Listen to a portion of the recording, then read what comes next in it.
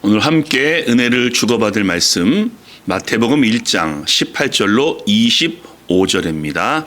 우리 한 절씩 교독하시겠습니다. 예수 그리스도의 나심은 이러하니라.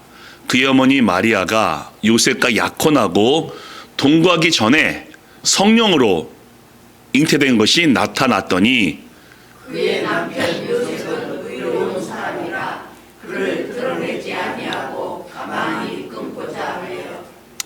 이 일을 생각할 때 주의 사자가 현몽하여 이르되 다윗의 자손 요셉아 내 아내 마리아 데려오기를 무서워하지 말라. 그에게 잉태된 자는 성령으로 된 것이라. 아들을 낳으리니 이름을 예수라 하라. 이는 그가 자기 백성을 그들의 죄에서 구원하고자 하시니라. 이 모든 일이 된 것은 주께서 선지자로 하신 말씀을 이루려 하심이니 이르시되 보라, 처녀가 잉태하여 아들을 낳으시오. 그의 이름은 임마누엘이라 하셨으니 이를 번역하면 하나님이 우리와 함께 계시다 하니라. 요셉이 잠에서 깨어 일어나 주의 사자의 분부대로 행하여 그의 아내를 데려왔으나 아들을 낳기까지 동침하지 아니하더니 낳음의 이름을 예수라 하니라. 아멘. 이 본물 중심으로 해서 성탄을 기다린 사람들 9번째 내용으로 의로운 사람 요셉 말씀을 나눠보겠습니다. 사랑하는 교회 가족 여러분, 그러고 보면요, 이 언어에 대한 속담, 교훈, 격언들이 참 많습니다. 이런 말이 있죠. 한마디의 말에 천냥빚을 갚는다. 공손하고 조리 있게 말을 잘하면은 어려운 일을 해결할 수 있다. 이런 의미죠. 성경도 말씀합니다.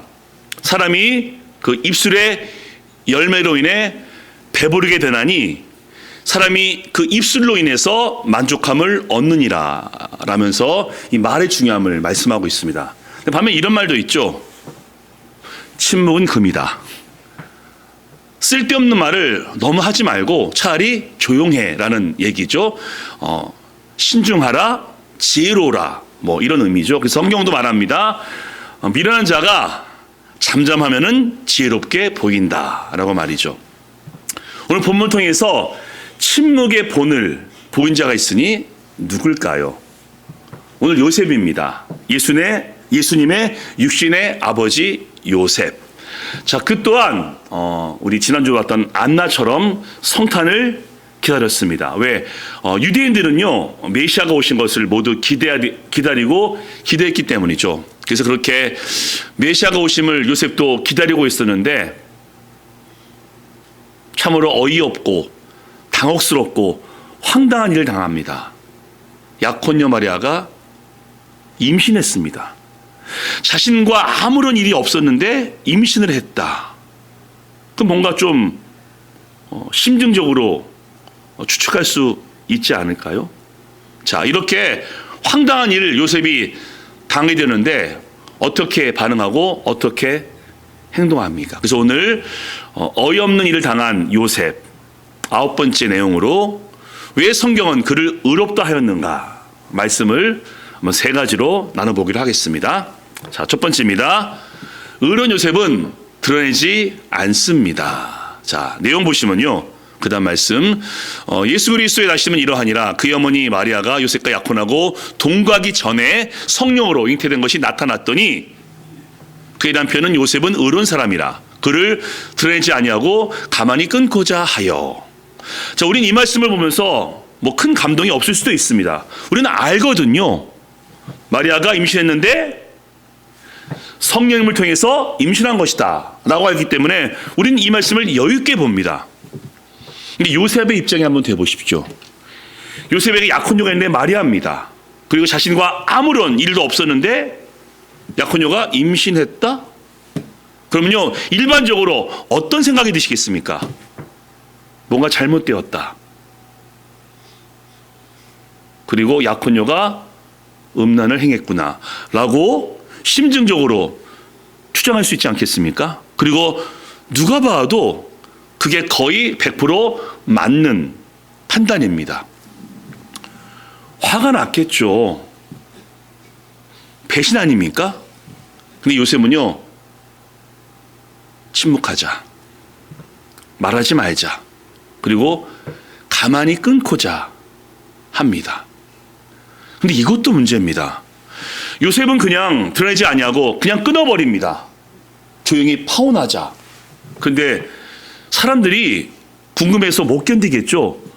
왜 파혼했을까? 이유가 뭔가?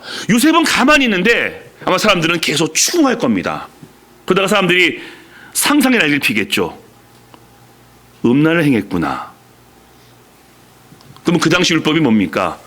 음란 여인은 돌로 쳐 죽이라 라는 위기를 만날 수 있는데 하나님이 어떻게 하시죠? 그건 제가 두 번째로 말씀을 드리고요. 자, 이 말씀을 보면서 제가 생각했습니다. 여러분 인정하시죠? 요즘 비밀이 없는 시대입니다. 이 사생활이 보호받기가 참 어려운 시대를 살고 있습니다. 한국 같은 경우 2022년 설치된 CCTV가 혹시 몇 개인 줄 아십니까? 2천만 개라고 합니다. 2천만 개면요, 인구 3명당 1개가 있는 겁니다. 그래서 하루에 우리 몰랐던 일입니다. 200회 이상 그 CCTV에 우리가 찍히고 있고 이동할 때마다 5초에 한 번씩 우리가 거기에 찍히고 있는 겁니다. 물론 CCTV 필요합니다. CCTV와 대시캠, 블랙박스가 어떤 범죄를 밝혀내기도 하고 잘못된 판단을 조정할 수 있기 때문에 필요합니다. 그래서 우리도 잘못하지 않았는데 막 가해자가 막 소리 지를 때 나 대시캠 있어 라고 한마디 하면은 끝납니다. 왜? 명백한 증거가 있기 때문에. 그런데 문제는요, 그렇게 명백한 증거가 아닌 상태에서 말로써 뭔가를 만드는 겁니다. 우리가 직접 보지 못했습니다. 목격하지도 않았는데 누군가의 말을 듣고서만 사실로 받아들입니다. 그랬구나. 그 사람이 그런 사람이었구나 라고 그냥 결정해버립니다. 그리고 우리가 다른 사람한테 말을 할 때는 더 부풀리거나 크게 과장합니다. 그게 잘못된 오해이고 잘못된 소문인데 들은 것으로 이를 부풀려 버립니다. 우리 그리스도인이죠. 오늘 이 말씀 중에서 전 다시 한번 결단하게 되었습니다. 100% 확인되지 않은 이야기는 말하지 말자. 혹 뭔가를 말하고 싶고요, 드러내고 싶으면요, 좋은 얘기, 미담, 칭찬만 하는 겁니다. 뒷담화라고 하죠. 나쁜 이야기, 나쁜 소식. 그 사람의 약점은 말하지 말자 라고 결단해야 되는 겁니다. 확인되지 않은 드러냄이 큰 오해를 만들 수 있습니다. 설사 그 사람의 나쁜 이야기, 나쁜 소식은 그 사람이 얘기해야죠. 오늘 요셉을 보셨죠? 약혼녀 마리아가 잘못을 했는데 이 정황상, 심증상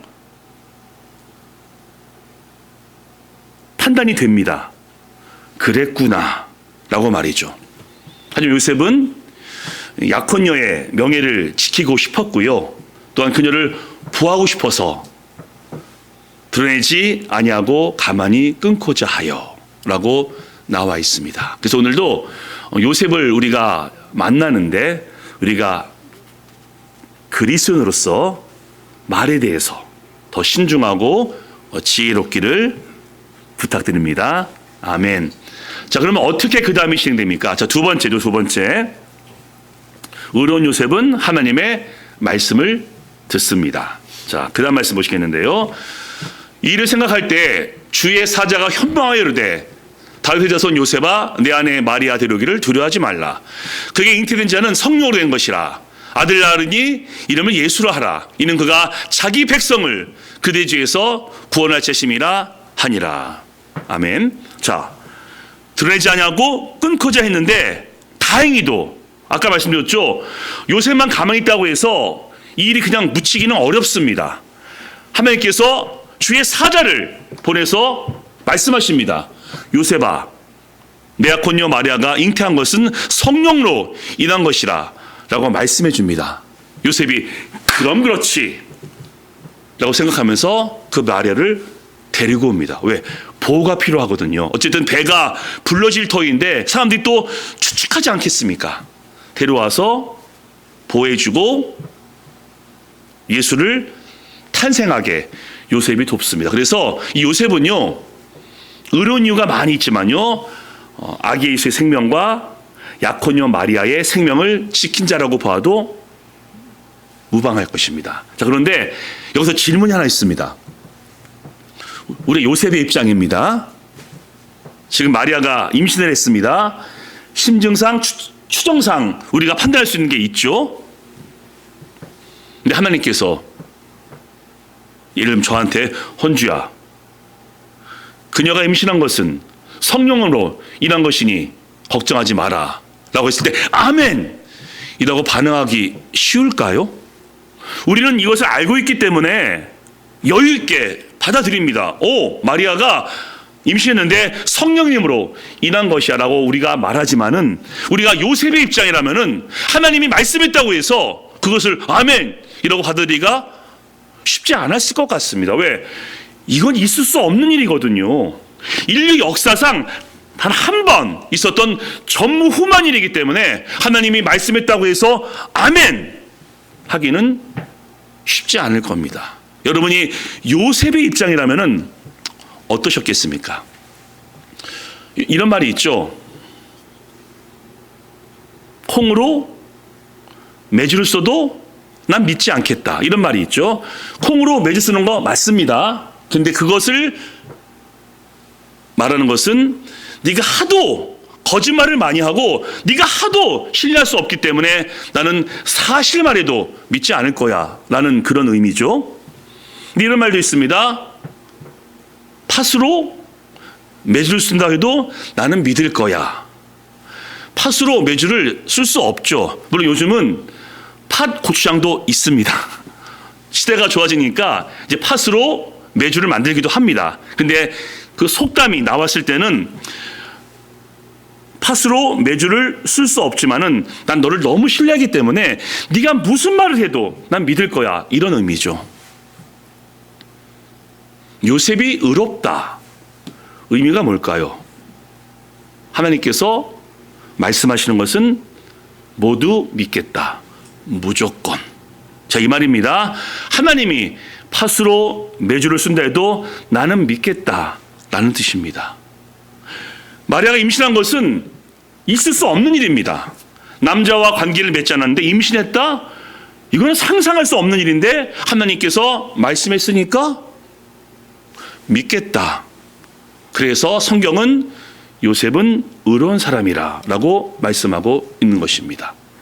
의로움이 뭘까요? 여러 가지 의미가 있죠. 근데 오늘 본문을 통해서 우리가 알고 있는 것은 의로움은 하나님께서 말씀하시면은 무조건 믿는 것이다 라는 것입니다. 다시 말씀드립니다.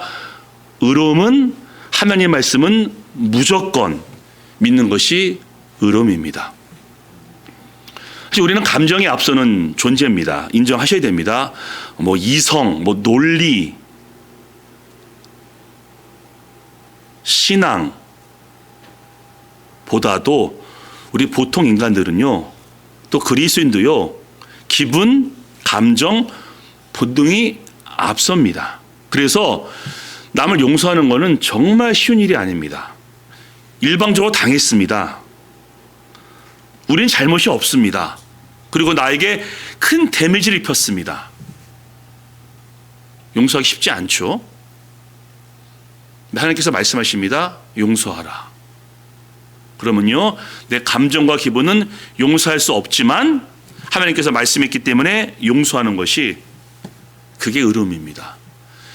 사람은요, 내 마음대로 살고 싶고요, 뭐 쾌락, 즐거움을 추구하고 싶습니다.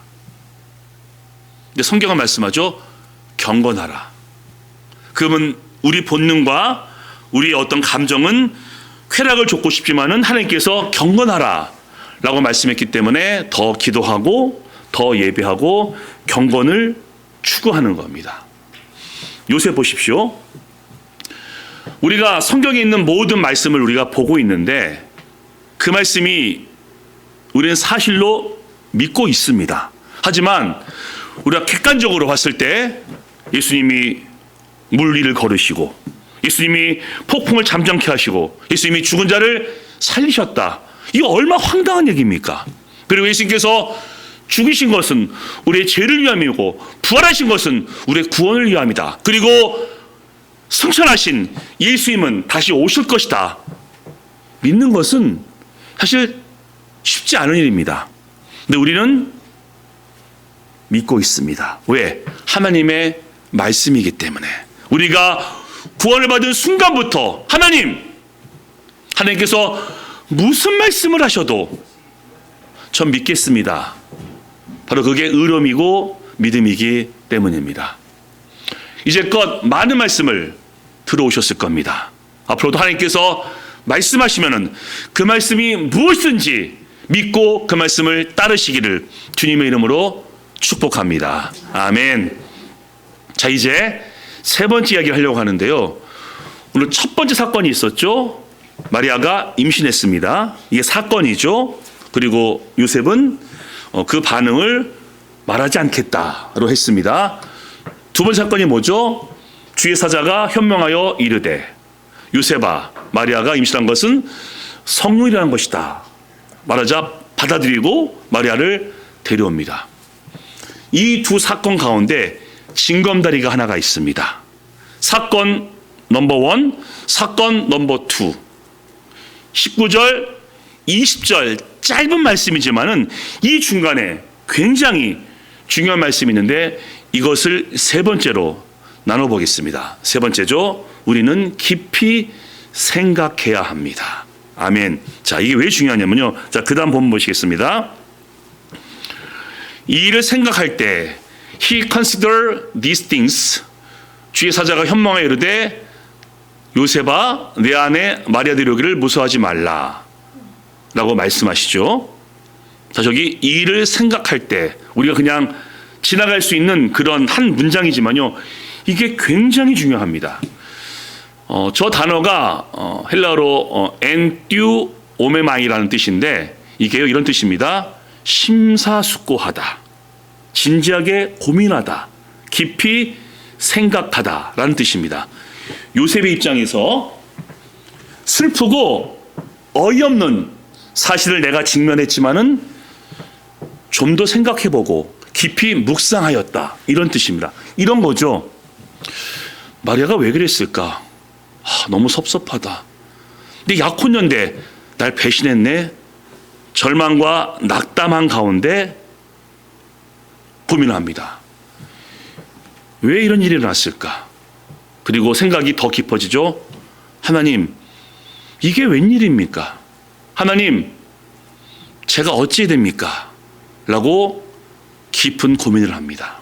그래서 제 확신은요, 19절과 사건이죠. 마리아의 임신, 20절 하나님의 말씀 중간에 오랜 시간이 흘렀으라 전 생각합니다. 왜? 요셉이 이 일을 생각할 때 라는 깊은 고민을 했기 때문입니다. 그리고 그 고민 끝에 하나님께서 말씀하시죠.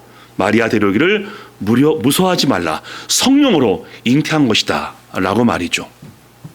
이게 요셉을 의롭다 라고 하는 겁니다. 요셉의 이야기를 쭉 보게 되면요. 마리아가 임신했을 때 이 일을 생각할 때 하나님께서 말씀하시죠. 성령으로 인한 것이다. 헤롯이 아기 예수를 죽이려고 했죠. 그때 요셉은 또 한 번 깊이 생각합니다. 그때 주의 사자가 또 말씀합니다. 애굽으로 피신하라. 헤롯이 죽었습니다. 요셉이 또 한 번 고민합니다. 어떻게 할까요? 이스라엘로 돌아가라. 요셉의 인생은 이 일을 생각할 때 이 문장으로 우리가 함축할 수 있습니다. 어떤 사건을 만나도 그는 고민합니다. 그리고 묵상합니다. 그리고 기도합니다. 하나님, 어떻게 하면 될까요? 저에게 이런 사건을 만나게 되었는데 어찌하면 될까요? 라고 고민했고 하나님의 말씀에 따라 그는 행동했고 움직였습니다.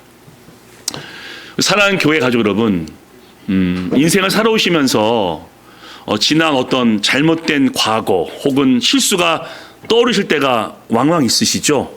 그러면서 그때 그렇게 결정했으면 안 되는 건데, 그때 그렇게 행동했으면 안 되는 건데, 아마 이런 경우가 있으실 겁니다. 그러면서 이렇게 결론 짓죠.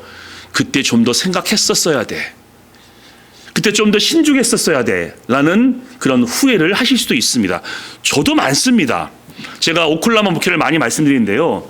사실 오클라호마 8년 목회 사역을 정리하는 것 제가 좀 급히 결정했습니다. 물론 하나님께서 은혜 가운데 명지대로 인도하셨지만은 이따금씩 이런 생각을 합니다.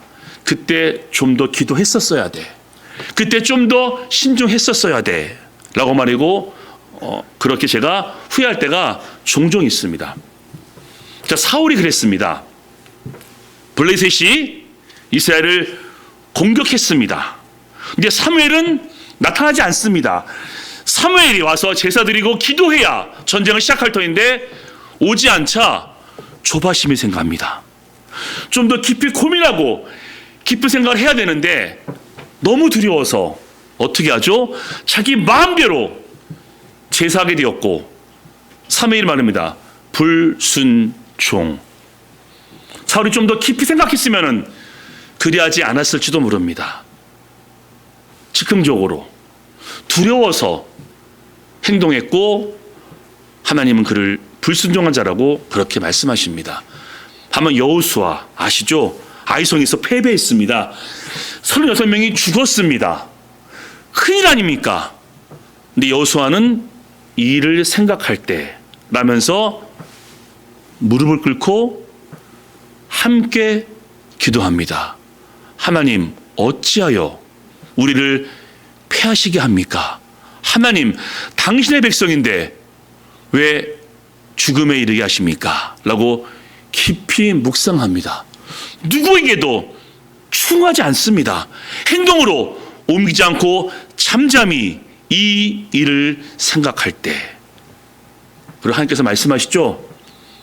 너의 잘못도 아니고 백성들의 잘못이 아닌 아간의 범죄 때문에 그렇게 된 것이다 라고 말씀해 주십니다. 우리는 살아가면서 많은 사건을 만나게 되고요. 특별히 요셉과 같이 황당하고 당혹스럽고 어이없는 일을 당할 수도 있습니다. 그러면요, 우리 감정과 기분이 상하는 것은 어쩔 수 없습니다. 그런 사건 가운데 나는 아무렇지도 않아, 이건 있을 수 없거든요. 기분, 감정 상합니다. 그런데 우리가 오늘 결단하는 겁니다. 내가 곧장 말하지 아니하리다. 내가 섣불리 행동하지 아니하리다. 라고 결단하는 겁니다. 그리고 요셉처럼 이 일을 생각할 때 이 일이 왜 일어났을까? 어떻게 하면 될까? 하나님, 제가 어떻게 하면 되겠습니까? 하나님, 어떻게 인도하실 겁니까? 라면서 좀 더 생각하고 좀 더 묵상을 할 때 우리 인도자이시며 우리의 아버지이신 하나님께서 분명히 우리에게 말씀하실 것을 믿으시기 바랍니다. 그리고 그 말씀을 듣고 말하시고 결정하시고 행동하신다라면은 우리의 삶이 더욱더 복될 것이며 하나님은 우리에게 말씀하실 겁니다. 너는 의로운 자라 라고 말이죠.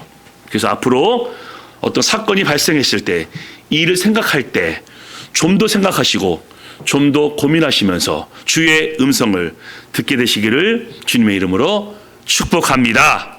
아멘. 자, 마지막 말씀 읽고 설교를 제가 마무리하겠습니다. 자, 우리 한번 천천히 한번 읽어보겠습니다. 시작. 모든 지킬 만한 것 중에 더욱 내 마음을 지키라. 생명의 근원이 이에서 남으니라. 구부러진 말을 내 입에서 버리며 비뚤어진 말을 내 입술에서 멀리하라. 내 눈은 바로 보며 내 눈꺼풀은 내 앞을 곧게 살펴 내 발이 행할 길을 평탄하게 하며 내 모든 길을 든든히 하라. 아멘. 이제 어떤 사건을 만나셨을 때 감정은 상할 수 있고 기분은 상할 수 있지만은 이 일을 생각할 때 좀 더 고민하시고 좀 더 기도하셔서 하나님의 음성 들으시고 하나님께 인도받게 되시기를 다시 한번 축복합니다. 아멘. 자, 이번 적용입니다. 적용. 자, 첫 번째 읽습니다. 시작. 이 일을 생각하며 하나님의 인도를 받자. 아멘. 두 번째입니다. 시작. 이 일을 생각하며 예수님의 성탄에 감사하자. 아멘. 이제 이번 한 주 또 사건을 만나셨을 때 더 깊이 묵상하셔서 주의 음성 듣게 되시고 예수님을 더 깊이 생각하심으로 감사와 감격 가운데 성탄을 맞이하게 되시기를 주 예수 그리스도 이름으로 간절히 축원합니다. 아멘.